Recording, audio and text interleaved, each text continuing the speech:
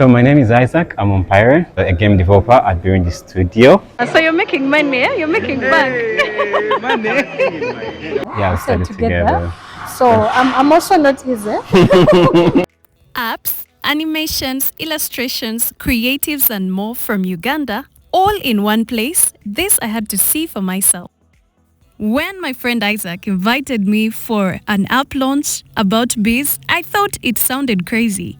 Then I got here, and it was more than just a mobile game. I Bee Xploring is basically a story of a bee that's exploring the world. Players can explore different biomes, collect pollen, pollinate flowers. There are also challenges in the game, and the best thing with this game that has caught international attention is how effective it is. So when I was developing a game, I mean there are so many games out there, but the aspect of education, how do you make people entertained while teaching them something? So if you download the game, you'll notice that the bees fly. When it knocks obstacles, it crashes and loses energy. Eventually they ask you a question like, how many wings would be that? I have done so many things. Some people know me for graphics, some people know me for animation, and I've worked on different projects. So over a period of time, I realized there is not one container that can contain my skill set. I just have to adapt because we're in the money-making business, right? Yeah, so whatever they brought to me, I was like, let's do this. So I got an opportunity to work with like very talented people. I met so many people through such project. I'm also a bee farmer. So while I was doing this, I was like, what if we did something that connects technical stuff to agriculture? And the first idea that came into my head was a bee game. So the vision, as you can see, was to transform this ecological awareness stuff, inclusivity, into tech. How do we map all these things together? I formed a mentor. I went to pitch this idea to a friend who connected me to a professor at Media College in Amsterdam. So within a period of 6-7 months, we were already in Amsterdam, not just Uganda. And this guy was like, you know what, I have a bunch of students, they're all doing game design, 2D artists, and all animation, and all creative work. He's like, so you know what, I'll just give you these students, you work with them, and see how far you can go. So I can not emphasize this enough. The biggest thing I've learned in my journey is your network, your connection. You can be as skilled as you want in life, but if you don't have the proper connection, you'll stay in your basement or your mom's basement. So we have so many categories of people within game design. Because when I say game design, I'm not just talking about developers. It's a whole range of categories of people. Things like business. Like now I'm talking to you, but 2 years ago I was nervous. I would not even talk to a bunch of people on stage. And then economics, because now you've made the game, how are you going to sell it, how are you going to publish it? Engineering, communication, visual arts, technical writing, who's going to write all these things for you? Mathematics, my worst subject, but I grew to love it. So there are so many things, psychology, there's a bunch of things, history. So whenever you see a game like God of War, you just do not, I'm not a big fan of God of War by the way, but when I look at it, I look at the mythology behind it, how the story is told, and that's what really creates a game. So it's not just about knowing the programming or how to design, it's more like, how am I going to tell a story, keep the audience captivated, and stuff like that. There's so many dimensions to game development. So, among the achievements of the game, we also won an award in Netherlands, the best indie game unreleased, the best unreleased game.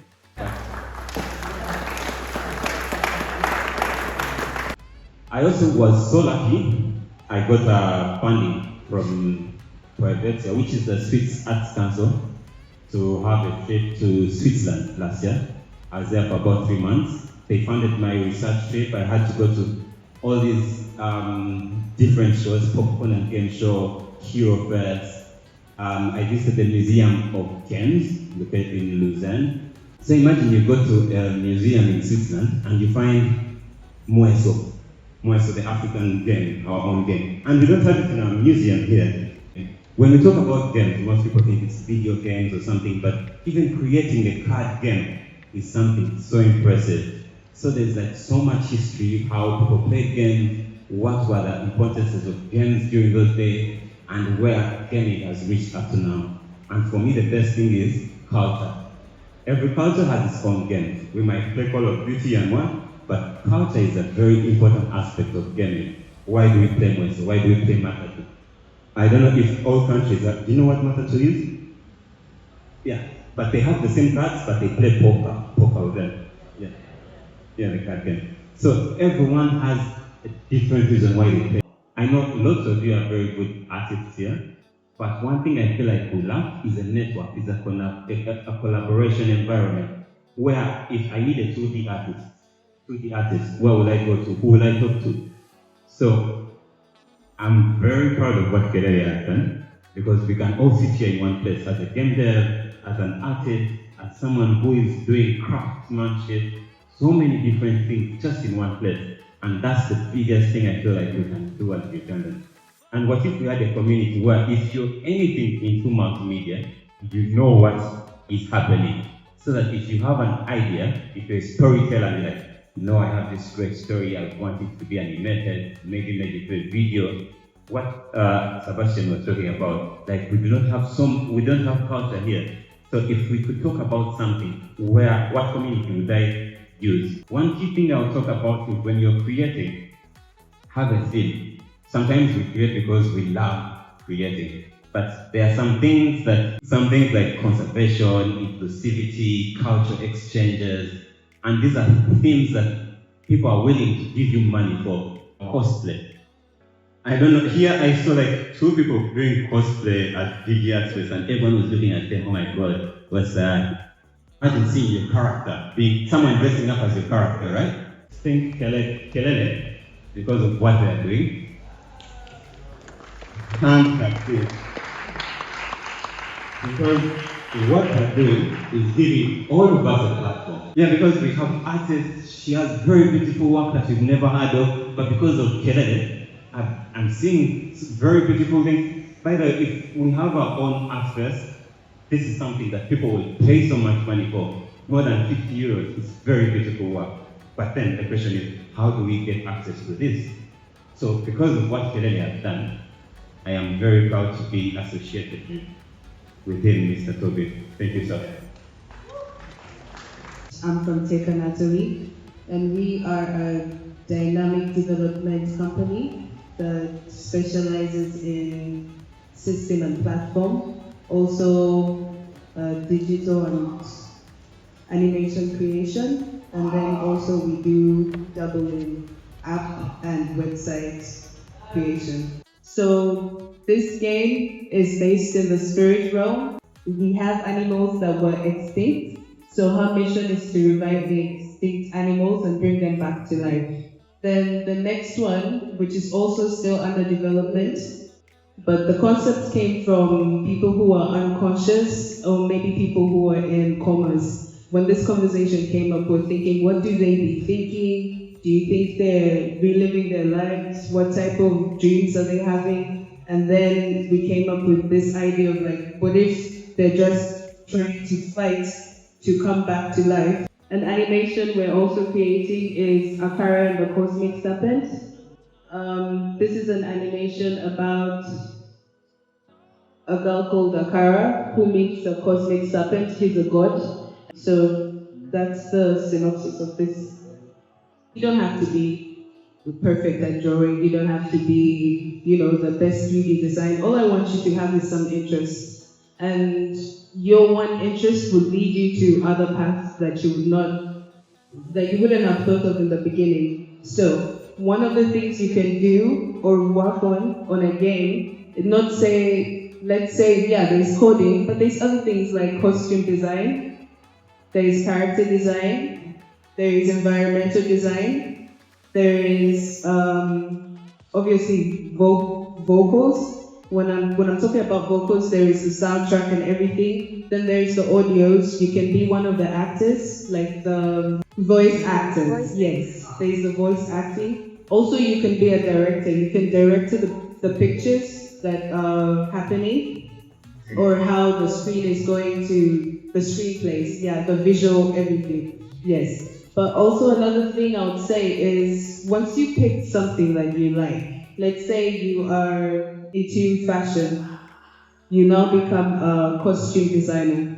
But you'll find out that within this realm, you can do it in 2D, 3D, and then you'll be introduced to apps like Marvelous. And when you get into Marvelous, there is a 3D model. And this 3D model wears like, obviously the clothes will be 3D, you'll be designing in 3D. So that's how you improve your what? Your skill, your artistry. Before you know it, you'll be a 3D costume designer. You can do it if you believe in yourself. Second Natalie is it's in Namave. If you have an animation, if you have combat things you want to do in your animations, also for acting, that's what we use the green room for. And then we have an audio room for those who love to sing, for those who want to be voice actors, and those who also want to be narrators and everything. We have everything. We have the applications, music tools. We're here. So many resources out there that you do not know about. So if someone comes and gives your company a grant of maybe 50,000 US dollars, you can feel have like a 5K in your pocket. But still, it's like you have money, but it's something that's going to build the company, build your portfolio. You know, because we through this establishment, we also have publishers and stuff, but governments are willing to give you money. Honestly, when we were making these games, our main aim was to tell a story and for our, let's say, audience to connect with our, with the work, with the story, with the art style and everything. But at the end of the day, we want our audience to leave with lessons learned or something they've learned about Africa. We want to make something, connect, and from that connection, the money will come. To see your product come to life, that's the best part about game making for me. For me, it's going to be the networks I've created. If it wasn't for a game, I wouldn't even be sitting here with you guys. So I've been able to meet people, and I feel like this is something I should extend to people through the networks I've created, tell people about the opportunities. How it was for us was, obviously we didn't have like big clients, but what we did was make our work, post it on social media, and build a community. But from there we met people, like you said, you have connections. From there we met people that were interested in obviously investing in the game, investing in your business, stuff like that. But as you move forward, you also have to know that you have to look at certain entities in Uganda who would be interested in the type of product you're selling. So like for us, we're a gaming company and a technology company. So you apply for grants, you apply for people to fund you, stuff like that. So you have to make a really good pitch deck. You have to sell your product. So that's what we did. And you asked me what I think about teamwork and new people coming. I just asked you to come and see us. So please come and see us. We want to work with you, and we want you to experience our teamwork as well. Our parents will respect us more. Because you tell them that you're an artist and like, what? You're not a doctor, you're not an engineer. What are you? I do games, huh? So in future, hopefully we can have a portfolio of, I created this game, I'm now famous. Or something that will bring pride to artists. So if you have games developed by Ugandans, super. Me, I'm fine with this. We have someone coming into Uganda to attend the Ugandan game jam or our comic like cosplay event, Comic Con. For me, I feel like if we have something like this, that's good enough for us. Yeah, so the respect, the responsibility, and the culture all in one place. That's what I would want to do. Also work on your connections and keep growing your network and learn. Please learn. Don't just go there and be like, hey, I know all this and this. You may know, yes, but there's also so much more to learn. And there's so much more to adapt to, and there's so much more to give and to take it. It's if I know someone who does something better than I do, I'll give them the project. I know I want money, but if you're a better cinematographer than me, or if you are a better animator than me, why would I just do something fake that's going to put me I don't know what the client will think, but I'll be like, I'm not good enough. If I know Maria is a very good animator, I'll give her the project. Yeah, for me, I feel like the purpose of connection is if someone is better, why would I struggle? I mean, my friends know this. If someone wants a poster and I know someone who does a better poster, handle it. I understand that everything is free, like, for example, the mentorship, the computers, the equipment. So my question is, what does Tech Anatomy or EDIC get from it? So when you come and you're making your game, it's your idea. It's your IP. So we're the ones providing you with the infrastructure to bring your game to life. So in sense, it's like a collaboration or a partnership. So during this process, obviously you're going to have to sign an agreement with us and maybe a small percentage of, your game to us. So we'll help you finish your game till publishing levels. Then we'll also push you to be published. But that's the guide. I mean, it's a partnership. We're looking to partner. Yeah.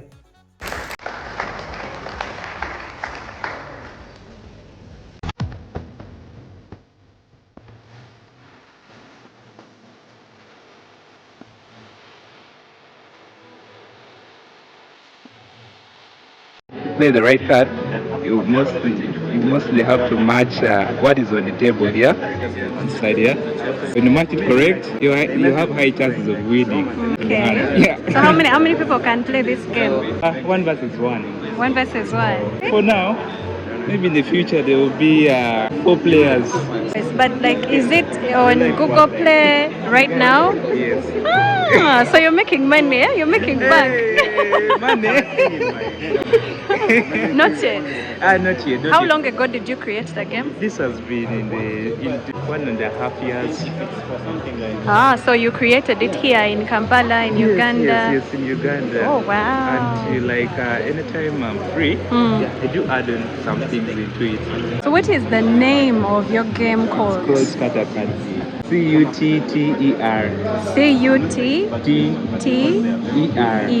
Cutter. Carter Cards. Yes. Oh wow. Tell me, how are you funding the project? All right. Your game? Okay. Currently, I am bootstrapping, which You're means bootstrapping? Yes. Okay. Which means getting from my own pocket. Okay. To pay for things like the server. So if we want to support you, Yes. how do we do it? Do you have somewhere where we can pay to? Do you have a PayPal? Do you have a Cash App? I don't know. Where can we help you? For now, How do we help you? How do we contact you in case you want? Yeah. there's Discord. Yes, I Uh-huh. have a Discord channel. The email is johnspenny@gmail.com. John, Spenny. how do you spell the spelling? SPENY. Yeah, that's it. That's it. Huh? Yes. All right. Thank you at least for taking us through. All right. And hopefully, if someone sees the video, they could easily come and help you out. Yeah. So my name is Isaac. I'm umpiring. A game developer at Burundi Studio. Yes. What made you want to do I Bee Xploring. Yeah. So I had a background in IT. This is what I studied. And Meanwhile, we studied together. Yeah, we studied together. So I'm also not easy. Yeah. Yeah. So after school, I ventured into graphics design and then animation. And then someone asked for a website, and then I started doing web design, I started coding, and at some point I was like, how far can we take this? So I started playing around with a game, with Unity game development. If you know, Unity is a game development engine. And then I had the first idea of a game because I'm a bee farmer personally. Ooh, so I have he has a couple of beehives. My honey is totally taken. It already has market. Okay. Yeah, but I work with someone from Bee Farmer's Crib. If you ever see someone called Kutesa Moses, he's someone who has shown me what bees are about. I even consulted him while making the bee. How does a bee fly? Why does it sting you? So well, guys, he asked us how many eyes bees have. I didn't know. I didn't know how many eyes there were. Yeah, you can think but that yeah, too. but that's very interesting. Yeah. But what is the one advice you would give to someone who is starting up in app development and game development, and especially Ugandan? What advice would you give to someone like that? Be curious. There is so much you can learn. People are talking about AI coming up, but you can create your own AI. Be curious. You are unstoppable. Anything that comes up, you might be the person who leads the next generation. So whatever is coming up, be updated, be curious, be passionate. Thank you so much, Isaac. And we are very happy that you're putting Uganda on the map with such a game, and it's very interesting. Is it available on Google Play? Yes. Is it on iOS? So, two options. You can go to the website, ibeexploring.com, and then you can even just go I Bee Xploring and you'll see our website. Birungi Studio, you can check it out. And then on Google Play, I Bee Xploring, you'll see it.